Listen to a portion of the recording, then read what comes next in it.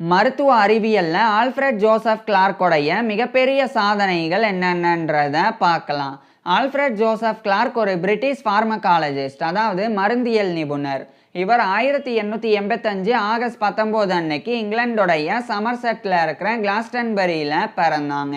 இவர் அந்த இங்கிலாந்துடைய கேம்பிரிட்ஜரில் இருக்கிற கேம்பிரிட்ஜோடைய யூனிவர்சிட்டி ஆஃப் கேம்பிரிட்ஜில் 1907ஆம் ஆண்டு பேச்சுலர்ஸ் டிகிரியையும் 1910ஆம் ஆண்டு மாஸ்டர்ஸ் டிகிரியையும் முடித்தாங்க.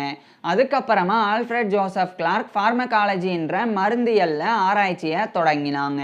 பொதுவாக அந்த காலத்திலெல்லாம் நோய்களுக்குண்டான மருந்துகளினுடைய அளவுகளானது அனுமானத்தின் அடிப்படையில் நோயாளிகளுக்கு வழங்கப்பட்டு வந்தது. உதாரணத்துக்கு இப்போ ஒரு நபருக்கு காய்ச்சலோ தலைவலியோ இருந்தால் அப்போ அந்த நபருக்கு குறிப்பிட்ட மருந்துகளானது குறிப்பிட்ட அளவுகளில் வழங்கப்படும். அதுக்கப்புறம் அந்த காய்ச்சலோ தலைவலியோ குணமாகலை அப்படின்னா அப்போ அதே மருந்துகளினுடைய அளவுகளானது அனுமானத்தின் அடிப்படையில் அதிகரிக்கப்பட்டு அந்த நோயாளிகளுக்கு வழங்கப்பட்டு வந்தது. இந்த நிலையில தான் ஆல்ஃபிரட் ஜோசப் கிளார்க் உண்மையிலேயே மருந்துகளினுடைய அளவுகளுக்கும் அதே சமயம் மருந்துகளினுடைய பயாலஜிக்கல் எஃபெக்ட், அதாவது உயிரியல் செயல்திறனுக்கும் இடையில கணித ரீதியான தொடர்பு இருக்கா அப்படின்றத பற்றி இவர் ஆராய தொடங்கியிருந்தாங்க.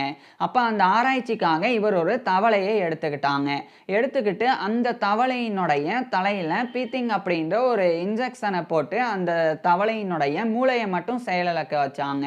அதுக்கப்புறமா அந்த தவளையினுடைய உடல்ல இருந்து இதயத்தை எடுத்து அந்த இதயத்துக்கு குளுக்கோசேலின் அப்படின்ற அந்த ஒரு ஊட்டத்தை கொடுத்தாங்க. அதுக்கப்புறம் ஆர்கன் பாத் அப்படின்ற ஒரு இதில் வச்சாங்க. அப்படின்னா என்னன்னா, இப்போ இதயத்தை அந்த தவளையினுடைய உடம்புல இருந்து வெளியே எடுத்ததுக்கு அப்புறமா அந்த இதயம் துடிக்கிறத நிப்பாட்டிடும். இப்போ அது நிப்பாட்டக்கூடாது அப்படின்றதுக்காக தான் இவர் ஆர்கன் பாத்தில் அதை வச்சு அதுக்கேற்ற குளுக்கோசேலினை கொடுத்தாங்க.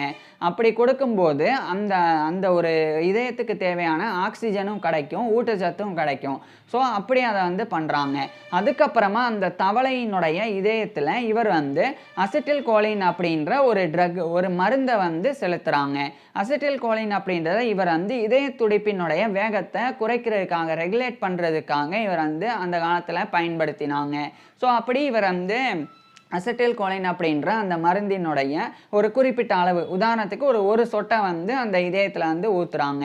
ஊற்றின உடனே அந்த தவளையினுடைய இதயமானது கொஞ்சம் கொஞ்சமாக மெதுவாக துடிக்க ஆரம்பிச்சிருந்தது. வேகமாக துடிச்சிட்டு இருந்த தவளையினுடைய இதயம் அது மெதுவாக துடிக்க ஆரம்பிக்குது. ஸோ அதனுடைய துடிப்பு விகிதம் கொஞ்சம் கம்மியாகுது. அதுக்கப்புறமா இவர் இன்னொரு சொட்டை எக்ஸ்ட்ராவாக ஊற்றுனாங்க. அதாவது ஒரு சொட்டை மட்டும் ஊற்றி பார்த்தாங்க. அதுக்கப்புறம் அந்த மருந்தினுடைய செயல்திறன் குறைஞ்சதுக்கு அதுக்கப்புறம் இவர் 2 சொட்டா ஊற்றி பார்க்குறாங்க. அப்போ என்ன நடக்குது அப்படின்னு. அப்போ அந்த இதயத்தினுடைய செயல்திறன் இன்னும் அதிகமாக குறைஞ்சது. உதாரணத்துக்கு இப்போ சும்மா சொல்கிறேன், ஒரு உதாரணத்துக்கு ஒரு இதய துடிப்பு 100 அப்படின்ற அளவில் இருக்குது அப்படின்னு வச்சுக்குவோம். அப்போ இவர் ஃபஸ்ட்டு ஒரு சொட்டு ஊற்றும் போது அது 80 அப்படின்ற அளவுக்கு போயிடுச்சு. ஒரு நிமிஷத்துக்கு 80 தடவை தான் துடிக்கும். 100லேருந்து 80 அப்படின்னு அதனுடைய அளவு குறைஞ்சிருச்சு. இப்போ மறுபடியும் அந்த மருந்தை இவர் அந்த இதயத்தில் அந்த செயல்திறன்லாம் குறைஞ்சு மறுபடியும் அந்த மருந்து செயல்திறன் குறைஞ்சு 100 அப்படின்ற எண்ணிக்கையில் துடிக்க ஆரம்பிக்கும் போது இப்போ 2 சொட்டா ஊற்றி பார்க்குறாங்க. அப்போ அது 40 அந்த 40 விழுக்காடு குறையுது. அதாவது 100 ஒரு நிமிஷத்துக்கு 100 தடவை துடிச்சிட்டு இருந்த இதயம் 60 தடவை துடிக்க ஆரம்பிக்குது. அப்போ மருந்தினுடைய அளவு அதிகரிக்க அதனுடைய செயல்திறனும் ப்ரொபோஷனலாக அதிகரிச்சுட்டே போகும் அப்படின்றத இவர் கண்டறிகிறாங்க. இப்படியே அதிகரிச்சுட்டே போனால் என்ன நடக்கும் அப்படின்னு சொல்லி இவர் தொடர்ச்சியாக பார்த்தாங்க.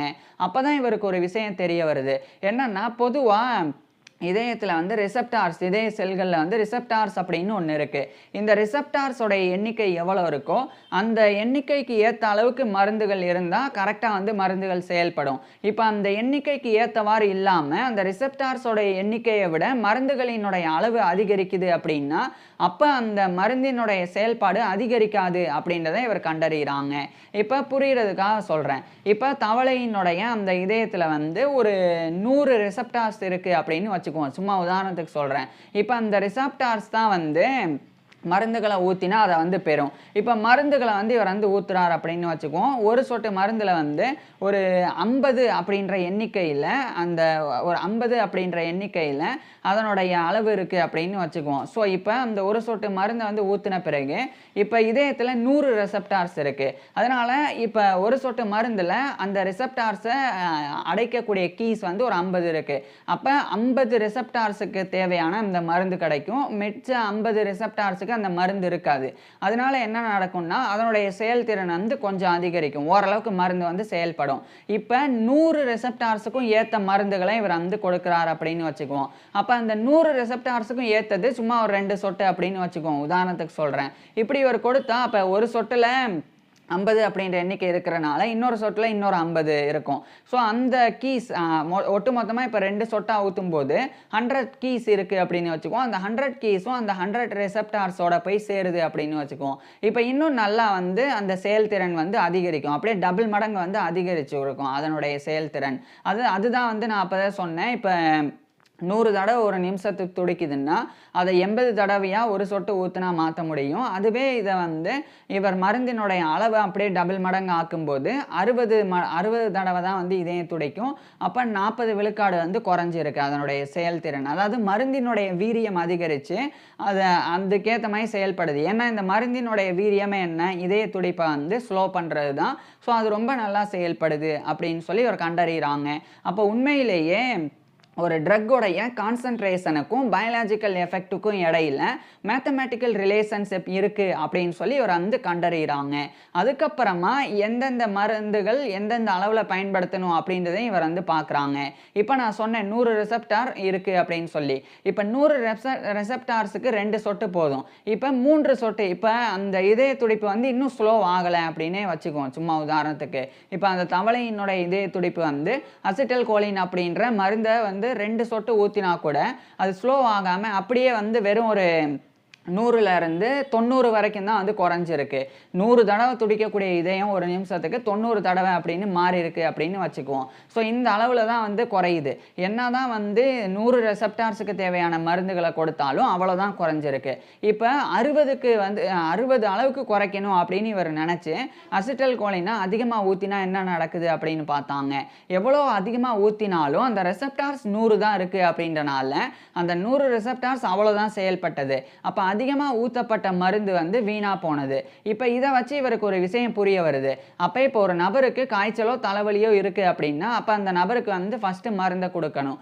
இப்போ அந்த மருந்து வந்து சரியாக வேலை பார்க்கல. அப்போ அதிகமான மருந்து கொடுக்கணும். அப்போ அதிகப்படியான மருந்து கொடுத்தும் கூட அந்த காய்ச்சல் தலைவலி குணமாகலை அப்படின்னா அந்த காலத்துலலாம் இன்னும் அதிகமாக மருந்துகளை கொடுத்துட்டே இருந்தாங்க. அப்போ இப்படி பண்ணுறதன் மூலமாக என்ன ஆகும், எவ்வளோ ரெசெப்டார்ஸ் இருக்கோ அவ்வளோ ரெசெப்டார்ஸ் தான் அதை பெறும். அதுக்கு மேலே அதை பெறாது. அப்போ மிச்ச மருந்துகள் வந்து தேவையற்ற முறையில் ரத்தத்திலேயே இருந்து மற்ற உறுப்புகளை பாதித்து சைடு எஃபெக்ட்ஸை வந்து ஏற்படுத்தும். ஸோ அந்த ஒரு விஷயத்தை இவர் தான் வந்து கண்டறிகிறாங்க. அப்போ ஒரு மருந்தை ஒரு நோயாளிக்கு கொடுத்தா அதுக்கு முன்னாடியே அந்த மருந்தினுடைய அளவை வந்து தெரிஞ்சுக்கணும் அப்படின்னு சொல்லி இவர் வலியுறுத்தினாங்க. அப்போ மருந்துகளினுடைய அளவுகளை அதிகரிச்சுட்டே போகிறத விட்டுட்டு இந்த மருந்து இந்த நோயை குணப்படுத்தலை, அப்போ இந்த மருந்துக்கு பதிலாக வேற மருந்தை பயன்படுத்தணும் அப்படின்னு சொல்லி அதுக்குண்டான ஆராய்ச்சியை தொடங்கணும் அப்படின்ற அந்த புரிதல் அதுக்கப்புறம் தான் ஏற்படுது. ஸோ இதை இவர் வந்து பண்ணி 1923ஆம் ஆண்டு அப்ளைடு ஃபார்மகாலஜி அப்படின்னு சொல்லி ஒரு புக்காகவே எழுதி வெளியிட்டாங்க. அதில் இந்த தகவல்கள் எல்லாம் கொடுத்திருந்தாங்க. கூடுதலாக இன்னொரு தகவலையும் கொடுத்திருந்தாங்க.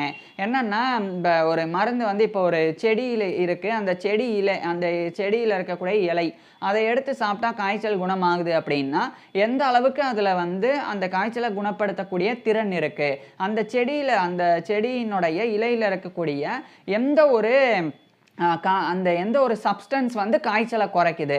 ஸோ அதை பார்த்து அதை மட்டும் எடுத்து அதை ஒரு குறிப்பிட்ட அளவில் பயன்படுத்தணும். அதுக்கு மேலே பயன்படுத்தினா சைடு எஃபெக்ட்ஸ் ஏற்படும். அதுக்கு மேலே பயன்படுத்தியும் அந்த நோயெல்லாம் குணமாகலைன்னா அந்த மருந்து செயல்படலை அப்படின்னு அர்த்தம். அதுக்கு மாற வேறு மருந்துகளை பயன்படுத்தணும் அப்படின்லாம் இவர் தான் வந்து வலியுறுத்த ஆரம்பிக்கிறாங்க.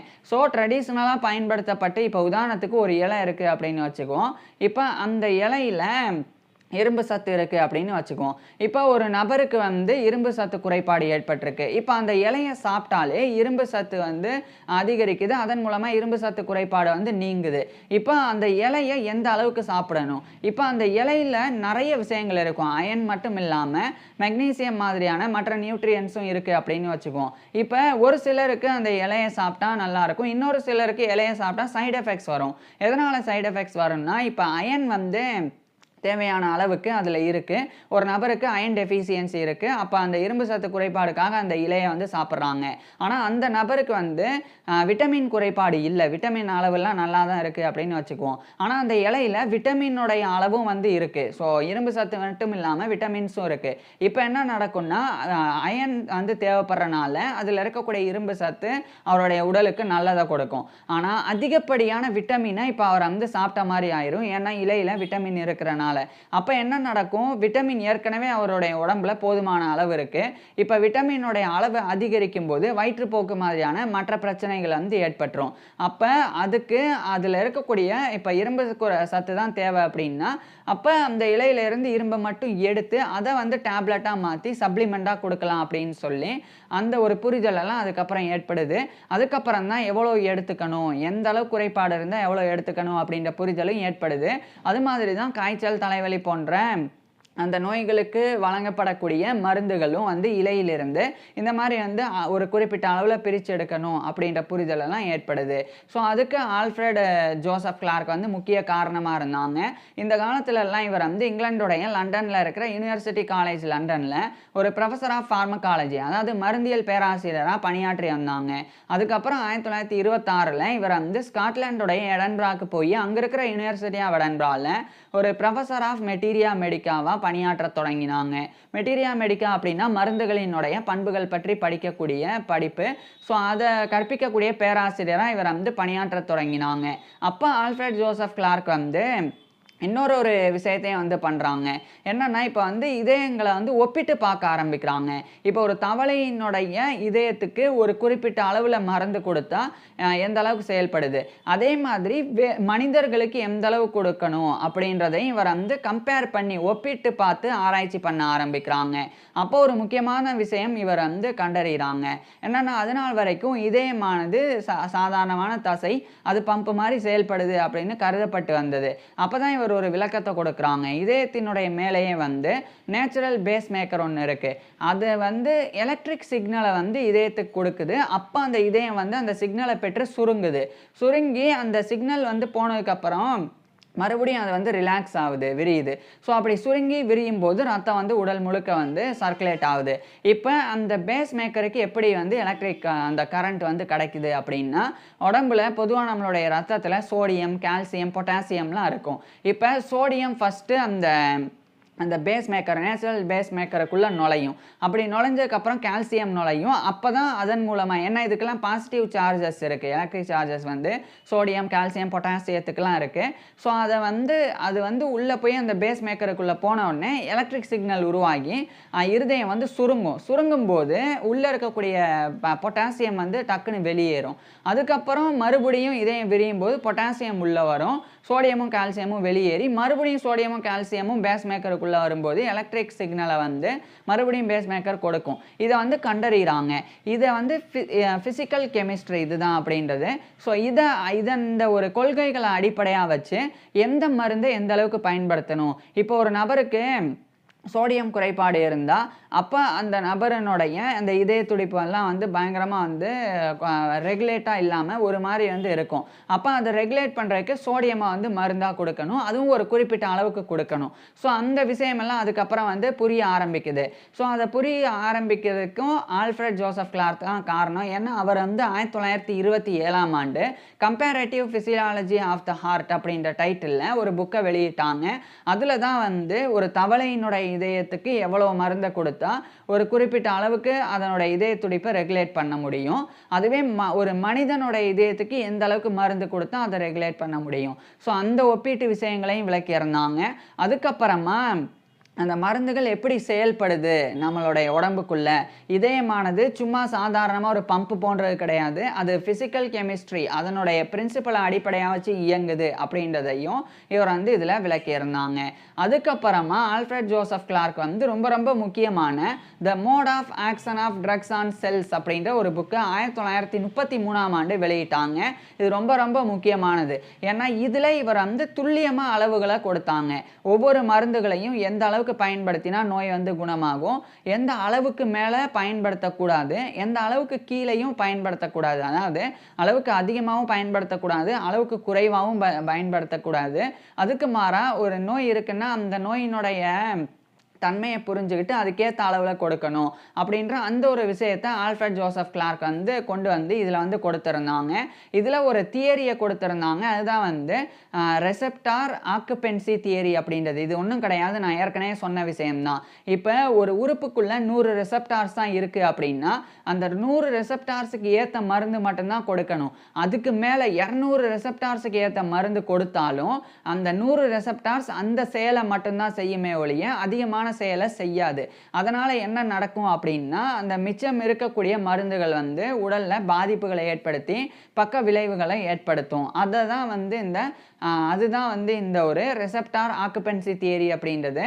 அதை இந்த ஒரு ஒர்க்கில் தான் 1933 வெளியிட்டிருந்த அந்த the mode of action of drugs on cells அப்படின்ற ஒர்க்கில் தான் இவர் வந்து வெளியிட்டாங்க. ஏன்னா செல்ஸுக்குள்ளே தான் ரிசெப்டார்ஸ் ஆனது இருக்கும்.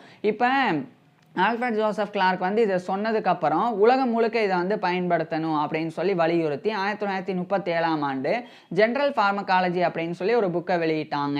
அதில் தான் ஆல்ஃபிரட் ஜோசப் கிளார்க் வந்து உலக அளவில், அதாவது குளோபல் லெவலில் மருந்துகளினுடைய ஸ்டாண்டர்ட்ஸை இவர் வந்து கொண்டு வந்தாங்க. இந்தந்த மருந்து இந்தந்த அளவுக்கு பயன்படுத்தணும், இந்தந்த நோயாளிகளுக்கு இந்தந்த மருந்துகள் வந்து அளவுகளாக கொடுக்கப்படணும் அப்படின்னு சொல்லி அவர் வந்து வலியுறுத்த ஆரம்பிக்கிறாங்க. இப்போ இதை புரிகிற மாதிரி சொல்கிறேன். இதில் இவர் வந்து டைரக்டாக ப்ரொஃபஷனலாக இருக்கும் மருந்தினுடைய அளவுக்கும் அதனுடைய செயல்திறனுக்கும் அப்படின்னு இவர் விளக்கியிருந்தாங்க. அது என்ன அப்படின்றத சொல்கிறேன். இப்போ உதாரணத்துக்கு ஒரு குறிப்பிட்ட ஒரு ஒரு ஒரு பெரிய ஒரு கார் இருக்குது அப்படின்னு வச்சுக்குவோம். அந்த கார் வந்து நம்ம ஒரு ஆக்சிலேட்டரை கொஞ்சம் மிதிச்சா ஒரு 50 ஸ்பீடில் போகுது அப்படின்னு வச்சுக்குவோம். இன்னும் கொஞ்சம் அழுத்தி மிதிச்சா அது 70 ஸ்பீடில் போகும். இன்னும் அழுத்தினா 80, 90, 100 அப்படின்னு சொல்லி அதனுடைய வேகம் அதிகரிக்கும்.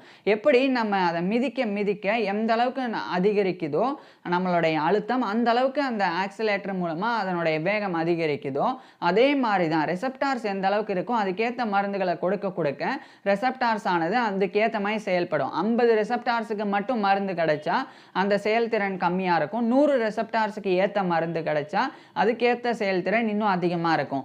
இதுவே வந்து ஆக்சிலேட்டர் இப்போ ஒரு காரில் 200 தான் அதிகபட்ச ஸ்பீடு. இப்போ நம்ம ஃபுல்லாக ஆக்சிலேட்டரை மிதிச்சாச்சு, 200 ஸ்பீடில் போயிட்டுருக்கு.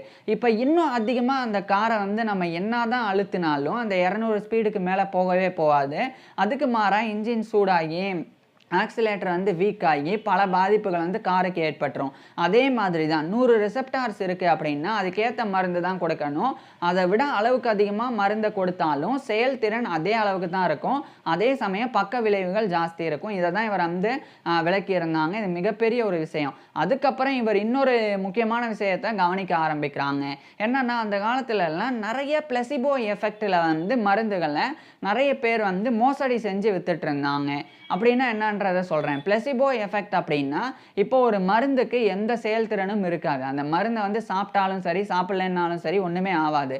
இருந்தாலும் இந்த மருந்தை நீங்கள் சாப்பிட்டா தலைவலி போயிடும், இந்த மருந்தை சாப்பிட்டா மூட்டு வலி போயிடும் அப்படின்னு கொடுத்தா அப்போ மனிதர்கள் வந்து அதை நம்பும்போது உண்மையிலேயே நமக்கு வந்து தலைவலியோ மூட்டு வலியோ குறைஞ்சிரும் அப்படின்னு நம்பும்போது அதுக்கப்புறம் அதை சாப்பிட்டா அப்போ நம்மளுடைய மூளையிலிருந்து எண்டோர்ஃபின்ஸ் அப்படின்னு சொல்லி ஒரு கெமிக்கல் வந்து உருவாகும்.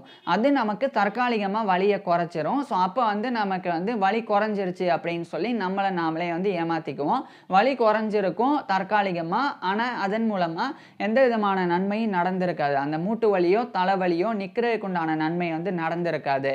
ஸோ இதுதான் வந்து பிளசிபோ எஃபெக்ட் அப்படின்றது. ஒரு மருந்துக்கு எந்த செயல்திறனும் இருக்காது, ஆனால் அதை நம்பி நம்ம எடுத்துக்கும் போது இது நல்லா செயல்படும் அப்படின்னு நினச்சி எடுத்துக்கிட்டா இந்த பிளசிபோ எஃபெக்ட் ஆனது நடக்கும். ஸோ அதை இவர் வந்து இப்ப கவனிக்கிறாங்க. அப்ப அந்த காலத்துல விக்கப்பட்ட நெறைய மருந்துகள், மருத்துவர்களே இருக்க மாட்டாங்க. ஆனா அவங்க மருந்து தயாரிச்சு, இது தலைவலிய குணப்படுத்தும், மூட்டு வலிய குணப்படுத்தும் அப்படின்னு வித்துட்டுருப்பாங்க. அப்ப அதை இவர் வந்து விலக்கி, பேட்டன்ட் மெடிசின்ஸ் அப்படின்னு சொல்லி 1938ல ஒரு புக்க வெளியிட்டாங்க. அதுல தான் இந்த மாரி மோசடி மருந்துகள் எல்லாம் எது எது அப்படின்னு லிஸ்ட் போட்டு, இதுல வந்து எந்த விதமான பயன்பாடும் இல்ல அப்படின்னு இவர் வந்து லேபரட்டரியில ரிசர்ச் பண்ணி உறுதிப்படுத்தினாங்க. இப்ப எப்படி ஒரு தவளையினோட இதயத்துல அசிட்டைல் கோலின வந்து ஊத்தும்போது, அந்த அசிட்டைல் கோலின் இதய துடிப்ப வந்து ரெகுலேட் பண்ணுச்சு. அதே மாதிரி இவர் வந்து ஒவ்வொரு உறுப்புகளுக்கு இப்ப தலைவலி குறைக்கும் அப்படின்னா, அந்த மருந்த பயன்படுத்தி உண்மையிலேயே தலைவலிய குறைக்கிறதுக்கு இதுல என்ன ப்ராப்பர்ட்டீஸ் இருக்கு? மெடிக்கல் ப்ராப்பர்ட்டீஸ் இருக்கு. இந்த மாரிலாம் ஆய்வு செஞ்சாங்க. அந்த ஆய்வின் முடிவுல தான் பல மோசடி மருந்துகள் இருக்கு அப்படின்னு அத மக்களுக்கு தெரிவிச்சாங்க. இது மிகப்பெரிய ஒரு விஷயமா இருந்தது. அதுக்கப்புறம் தான் மோசடி மருந்துகள் எல்லாம் அரசாங்கத்தினாலேயே தடை செய்யப்பட்டது. ஸோ அதுக்கும் வந்து ஒரு முக்கிய காரணமா இருந்தாங்க. இப்பேற்பட்ட நபர் இறுதி 1941 ஜூலை 30 அன்னைக்கு இவருடைய 55 வயசுல இறந்து போனாங்க. இவர் இறந்து போயிருந்தாலும் மருந்தியல்ல இவர் ஆற்றின பங்களிப்பு அப்படின்றது மிகப்பெரியது. ஸோ இப்பேற்பட்ட ஆல்ஃபிரட் ஜோசப் கிளார்க் பத்தி நீங்க என்ன நினைக்கிறீங்க? அத கீழ கமெண்ட்ஸ்ல சொல்லுங்க. அதே மாரி இவருடைய ஃபுல் லைஃப் ஹிஸ்டரிய நான் ஏற்கனவே பேசியிருக்கேன். அத பார்க்கறக்கு கீழ டிஸ்கிரிப்ஷன்ல லிங்க் குடுத்திருக்கிறேன். கட்டாயமா பாருங்க. அது மட்டும் இல்லாம நான் பேசின எல்லா விஷயங்களையுமே கீழ டெக்ஸ்ட்டாவும் டிஸ்கிரிப்ஷன்ல குடுத்திருக்கிறேன். வேணும்னா அதையும் வந்து படிச்சு பார்க்கலாம். Thank you.